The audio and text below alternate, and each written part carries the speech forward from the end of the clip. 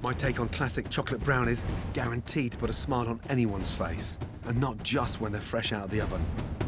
Blondies. Stock up on these delicious blondies.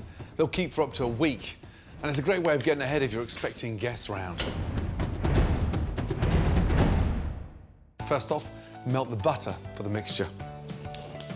We've had hundreds and hundreds of brownies. The sort of white chocolate version, i.e. blondies, are amazing. A little bit more subtle. Keep a little knob of butter for the end, just to grease your baking tray. Turn the gas down and gently melt that butter. Cast the sugar into the bowl. Just give that butter a little whisk. It sort of makes the mixture a little bit lighter, slightly fluffy. Off with the gas.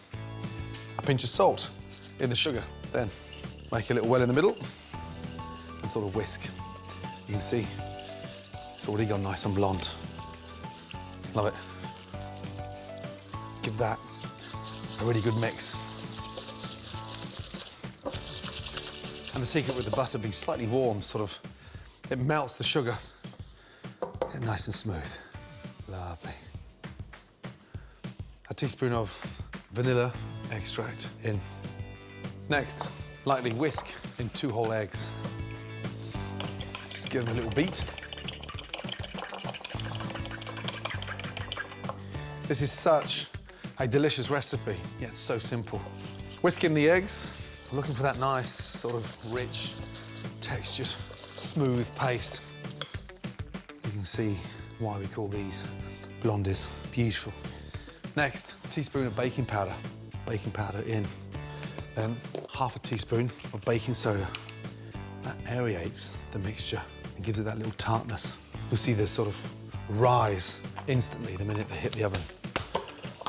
And then your flour. Whisk with one hand and just slowly add half the flour first. Get that all mixed up. Make sure that mixture is really nice and smooth. Check it occasionally. No lumps.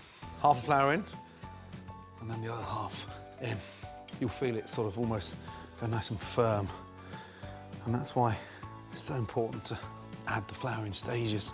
It stops the mixture going lumpy. It should be just dropping off the whisk. Beautiful. Change over from a whisk to a spoon. Next, I want some texture, some nice sweet chewiness to the blondies. Dried cranberries. They bake beautifully, but it gives the blondie a really nice sort of chewy sweetness in the centre. Next, my white chocolate. I'm not going to grate it. I'm going to chop it up.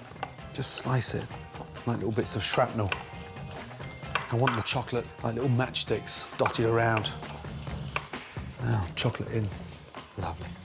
Fold that in. I want a nice, even distribution of those wonderful dried cranberries.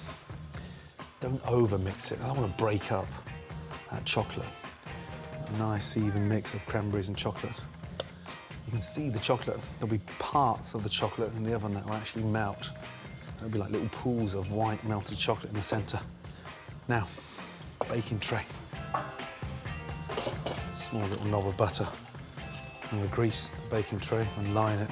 Some greaseproof paper and just overextend it.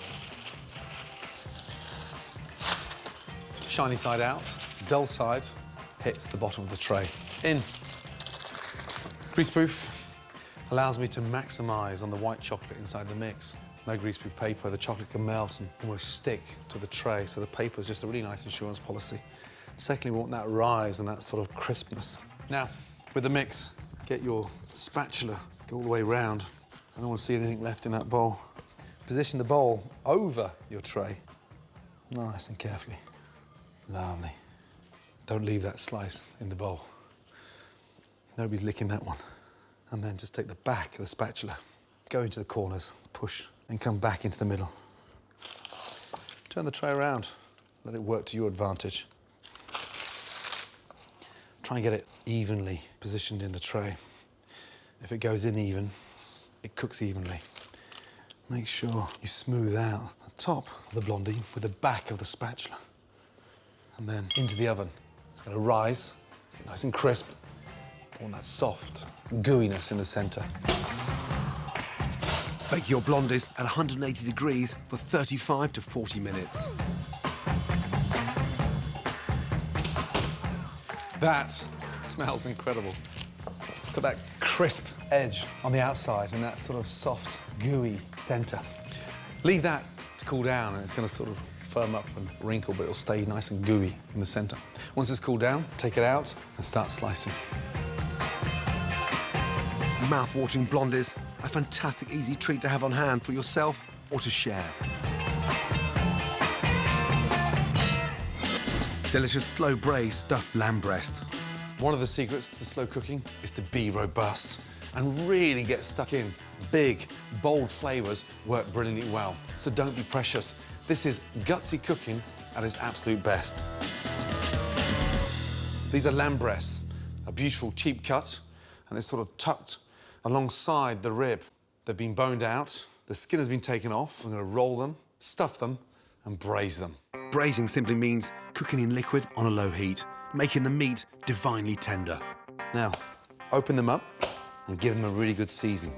Season them both sides, inside and out. Really important. Doesn't look like a real weighty, dense cut of meat, but once it's beautifully slow braised, it's just like melting lamb. It's incredible. I'm going to season the breasts with some dried oregano. Put a heat in there, some chili flakes,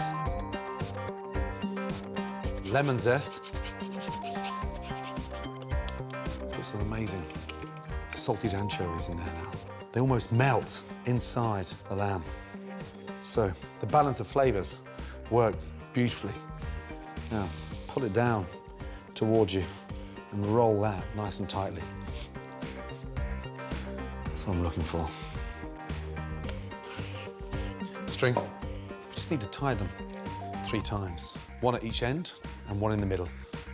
I fell in love with this dish years ago when I first started working in Paris because we had all the lamb in from the Pyrenees.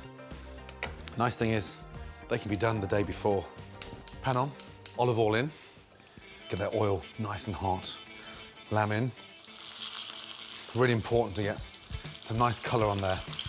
Whilst they're browning, slice the onion.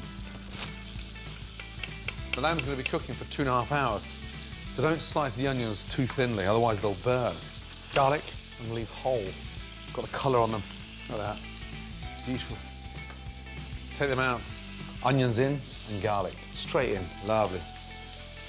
That's the secret about slow braising. You never change pans. Why? All the goodness is in that one pan. A few chili seeds in there. Oregano. Nice pinch. A little bit of lemon in there. I'm going to do the onions what I did to the lamb. Next, my capers. Fry them off.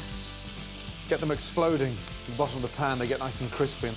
Next, my black olives. Now, white wine. Bring that up to the boil.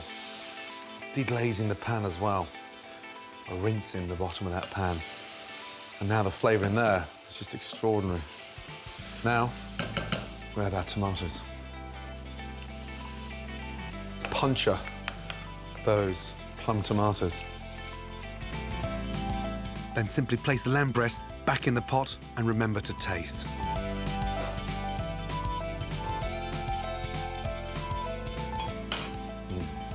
That's nice. Lid on. Into the oven. 170.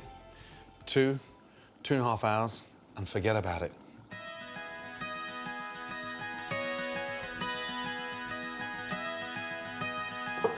Whoa, beautiful. All that has reduced down to this amazing, nice tomato sauce. And the lamb has kept its colour. Look at that, it's braised beautifully. Very carefully, get your little bits there. Slice off, pull off the little bits of string. This is why I get really excited. The secret is not to slice it too thinly. Look at that. You can smell the lemon. It's hard to believe when you slice through the centre there. that that is a very cheap cut of meat. I'm salivating. I love this. I mean, it's just incredible. Pick up the tomatoes and the olives and the onions. An amazing, rich sauce. Take your lamb and sort of just sit it on. It looks incredible. And that, for me, is why chefs get so excited with cheap cuts, because the end results are incredible. Delicious breast of lamb with lemon, anchovies, chili, and oregano.